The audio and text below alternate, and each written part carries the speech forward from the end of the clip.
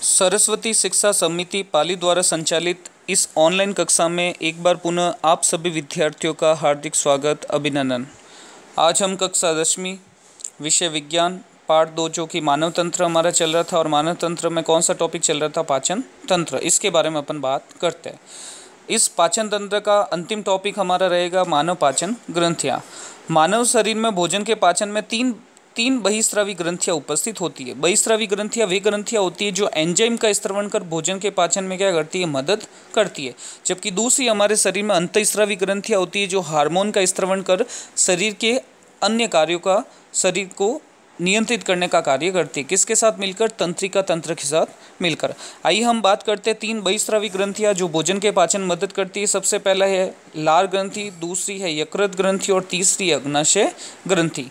अब इन ग्रंथियों के बारे में यदि अपन बात करें विस्तार से, तो एक ही ग्रंथियों के बारे में बात करते हैं चित्र के माध्यम से। साथ ही पहली है लार ग्रंथि, जिसको लाला ग्रंथि भी कहा जाता है। ये ग्रंथि मुंह में लार उत्पन्न करती है। आपने देखा होगा जब अपन भोजन चबाते हैं तो भोजन चबाने के दौरान चिपचिपा गाढ़ा द्रव स्रावित होता है, वो लार है।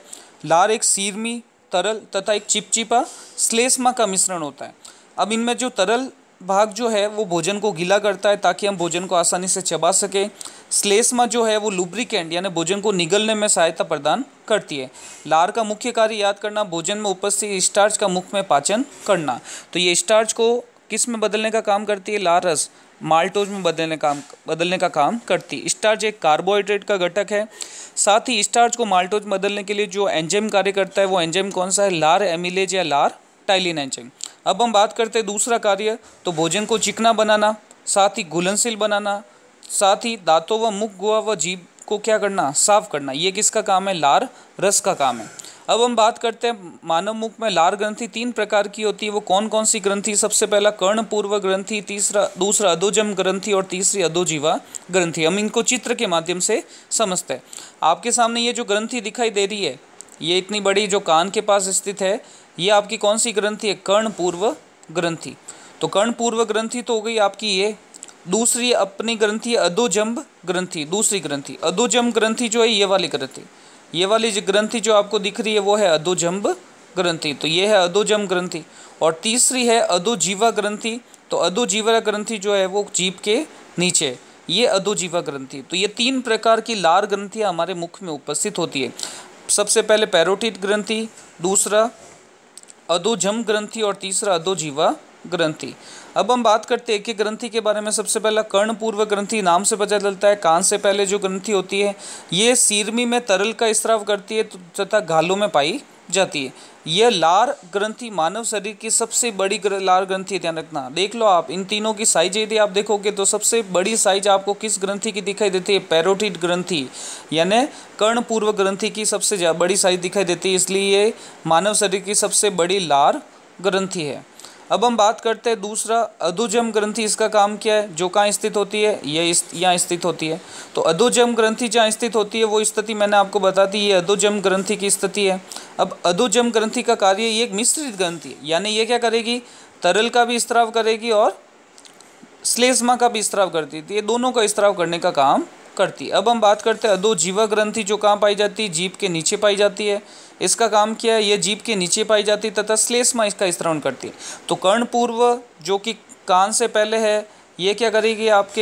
ये आपके तरल का स्त्राव करेगी। दूसरा अधोजीवा जो ग्रंथि है, अधोजम जो ग्रंथि है, वो आपके तरल और श्लेष्मा दोनों का स्त्राव करेगी। और अधोजम जो ग्रंथि है वो केवल श्लेष्मा का स्त्राव करती है। अब हम बात करते हैं लार रस में लार एमिलेज और लार टाइलिन। ये एंजाइम उपस्थित होता है जो भोजन में उपस्थित स्टार्च जो किसका घटक है? कार्बोहाइड्रेट का, जो को सरलतम अणु माल्टोज में परिवर्तित करने का काम करता है। तो लार रस में कौन सा एंजाइम उपस्थित होता है? लार एमिलेज। इसका काम क्या है? भोजन में उपस्थित स्टार्च को माल्टोज में परिवर्तित करना। ये कार्य कहाँ होता है? मुख में अंदर संपन्न होता है। तो ये हमारा हो गया लार ग्रंथि से रिलेटेड टॉपिक। अब हम बात करते हैं अगला जो ग्रंथि है वो मुख्य रूप से कौन सी ग्रंथि? यकृत ग्रंथि। इस यकृत ग्रंथि के बारे में अपन बात करते हैं और इसको इंग्लिश में अपन क्या कहते हैं? लीवर कहते हैं। तो लीवर ग्लैंड या यकृत ग्रंथि के बारे में बात करें तो यह मानव शरीर में उपस्थित सबसे बड़ी व महत्वपूर्ण पाचन ग्रंथि। यदि आपको पूछ ले मानव शरीर की सबसे बड़ी ग्रंथि कौन सी है? चाहे वो बहिस्रावी हो चाहे अंतःस्रावी हो, उसका नाम क्या आएगा? यकृत ग्रंथि। तो मानव शरीर की सबसे बड़ी ग्रंथि कौन सी है? यकृत ग्रंथि। और सबसे महत्वपूर्ण पाचक ग्रंथि है। यह डायफ्राम के नीचे, डायफ्राम जो आपके फेफड़ों के नीचे जो पेशीय पट्ट जिसको अपन डायफ्राम कहते हैं, ये डायफ्राम के नीचे होती है। तो डायफ्राम के नीचे स्थित होती है, लगभग त्रिकोणाकार। इसकी शेप यदि आप देखोगे, देख सकते हो आपके सामने चित्र में आप देखोगे ये त्रिकोणाकार साइज की। तो त्रिकोणाकार, इसके 3 कोने आप देख सकते हो, फर्स्ट कोना, दूसरा कोना और तीसरा कोना। तो त्रिकोणाकार अपन कह सकते हैं। तो त्रिकोणाकार अंग है, इसका अधिकतम वजन कहाँ होता है? बाईं ओर होता है। यदि अपन इसको चित्र के माध्यम से समझे तो इसका अधिकतम वजन आप देखोगे किस ओर होगा? बाईं ओर इसका अधिकतम वजन होता है। अब हम बात करते हैं, सामने से देखने पर यकृत 2 भागों, बाईं और दाईं पालियों में नजर आता है। आप देख सकते हो यकृत को 2 भागों में बांटा गया है। तो यकृत के जो 2 भाग है वो कौन कौन से? एक तो ये बायां भाग और एक ये दायां भाग। तो यकृत जो है वो 2 पालियों में बटा होता है, एक तो बायां पाली वाला भाग और एक दायां पाली वाला भाग। और बीच में से ये देख सकते हो ये 2 एक पट पाया जाता है, इन जो दोनों को क्या करता है? अलग करता है। अग्र सतह से तल की तरफ देखने पर 2 अतिरिक्त पालियाँ और दिखाई देती है, और वो 2 अतिरिक्त पालियाँ जो दिखाई देती है वो अग्र सतह से देखने पर हमें दिखाई देती है। यकृत करीब 1 लाख छोटी षटकोणीय संरचनात्मक और कार्यात्मक इकाइयाँ, जिन्हें यकृत पालिया कहा जाता है, इससे ये निर्मित होता है। तो यकृत पालिया यकृत के अंदर लगभग 1 लाख से भी अधिक षटकोणीय संरचना के रूप में पाई जाती है, जो यकृत के अंदर कार्य संपन्न करती है। तो ये चित्र के माध्यम से यदि अपन समझे तो आपके सामने ये यकृत की स्थिति है। ये साइज में भी आपको दिख रही है, तो ये सबसे बड़ी है जो कि आपकी आमाशय के ऊपर, और यहाँ पर डायफ्राम स्थित होता है। देखो मैं चित्र के माध्यम से आपको समझा रहा हूँ, यहाँ पर डायफ्राम स्थित होता है। डायफ्राम के ऊपर आपके आ जाएंगे फेफड़े और जो भी स्थितियाँ है। तो डायफ्राम के नीचे ये यकृत उपस्थित है। यकृत की 2 पाली है, फर्स्ट ये है बाई पाली, सेकेंड ये है दाई पाली। तो बाई और दाई 2 पालियों में विभक्त होता है। अधिकतर जो भाग है वो बायां भाग जो है वो किस ओर झुका होता है? बाई ओर झुका होता है। ये स्थिति मैंने आपको इसमें बता दी। अब हम बात करते हैं आगे। यकृत ग्रंथि पित्त का निर्माण करती है। वहाँ से पित्त यकृत वाहिनी, उपतंत्र तथा पित्त वाहिनी द्वारा पित्ताशय में चला जाता है। यदि पित्ताशय की संरचना यदि आप देखो तो यहाँ पर आपको हरे रंग का एक देखो गुब्बारे के समान एक संरचना दिखाई दे रही है। तो हरा रंग, यदि हरे रंग के रूप में ये गुब्बारे के समान जो संरचना आपको दिखाई दे रही है, ये क्या है? पित्ताशय। तो इस पित्ताशय के अंदर चला जाता है। कौन चला जाता है? पित्त चला जाता है। तो ये पित्त जो है इस पित्ताशय के अंदर चला जाता है। पित्ताशय यकृत के अवतल में स्थित होता है। अवतल का मतलब यकृत के नीचे। यदि एक और चित्र के माध्यम से सही ढंग से समझे तो ये यकृत है। यकृत के अवतल में आप देखोगे ये कौन उपस्थित है? पित्ताशय उपस्थित है। तो यकृत के अवतल में पित्ताशय उपस्थित होता है। ये जो चित्र मैंने डार्क किया है, ये चित्र पित्ताशय का है, जिसको अपन इंग्लिश में गॉल ब्लैडर कहते हैं। तो ये पित्ताशय है। इस पित्ताशय के अंदर क्या होता है? पित्त संग्रहित होता है। तो पित्ताशय कहाँ स्थित है? यकृत के अवतल के अंदर स्थित है। अब यदि अपन बात करें आगे, पित्ताशय किसका संचय करता है? अभी मैंने बताया पित्त का, यानी लीवर जो पित्त का निर्माण करेगी उसका संचय, उसका भंडारण का होगा पित्ताशय के अंदर, उसका भंडारण होता है। यहाँ से पित्ताशय नलिका, देखो आपको ये नलिका दिखाई दे रही होगी, ये वाली जो नलिका आपको यहाँ दिखाई दे रही है ये है पित्ताशय नलिका। देखो ये वाली नली, तो ये जो नली आपको दिखाई दे रही है ये है पित्ताशय नलिका। और इस पित्ताशय नलिका से यदि अपन बात करें, इस पित्ताशय नलिका द्वारा पित्त जो है वो ग्रहणी में चला जाता है। किसके अंदर चला जाता है? ग्रहणी के अंदर ये चला जाता है। यदि मैं इसको चित्र के माध्यम से यहाँ से समझाऊँ तो आप देख सकते हो ये तो हो गया आपका पित्ताशय। पित्ताशय से ये निकलती है एक पित्त वाहिनी, और पित्त वाहिनी सीधे अपना जो स्त्राव किसके अंदर डालती है? इस ग्रहणी के अंदर डालती है।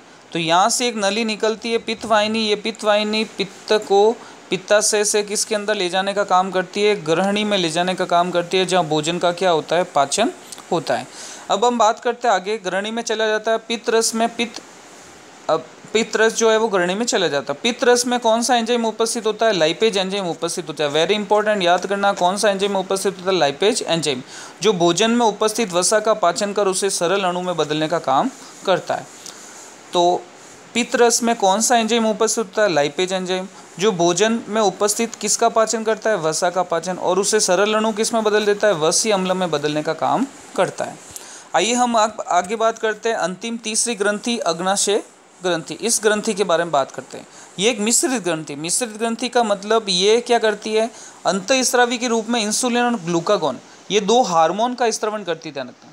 यानी अग्नाशय ग्रंथि मिश्रित ग्रंथि का मतलब ये हो गया, मिश्रित ग्रंथि इसका मतलब ये हो गया ये अंतःस्रावी के रूप में तो इंसुलिन व ग्लूकागॉन हार्मोन का स्त्रवण करती है, जबकि बहिस्रावी के रूप में किसका स्त्रवण करती है, एंजाइम का स्त्रवण करती है। इसलिए ये मानव शरीर की एकमात्र ऐसी ग्रंथि है जो अंतःस्रावी के साथ साथ कैसी है, बहिस्रावी, इसलिए इसको क्या बोलते हैं, मिश्रित ग्रंथि। यह ग्रंथि यकृत ग्रसनी तिल्ली से घिरी होती है। यदि इस ग्रंथि की स्थिति देखें तो यकृत और तिल्ली कह सकते हैं, तिल्ली को अपन इंग्लिश में स्प्लीन कहते हैं, जिसको अपन आरबीसी का जन्म स्थान कह सकते हैं, जहाँ आरबीसी का निर्माण होता है।